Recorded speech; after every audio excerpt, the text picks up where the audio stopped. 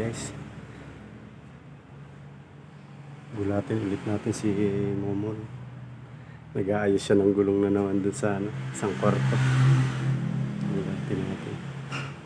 Halloween pa naman ngayon, uso multo.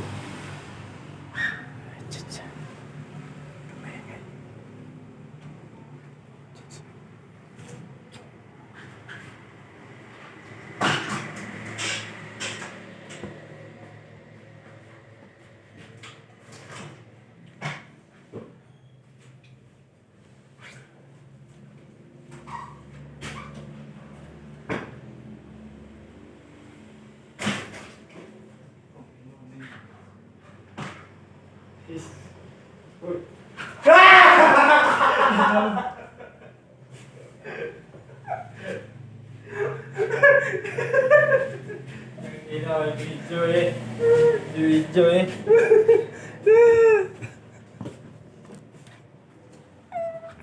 Nangyari na naman si Momol. Nangyari na naman si Momol, guys. Yung isa! May isa pa doon.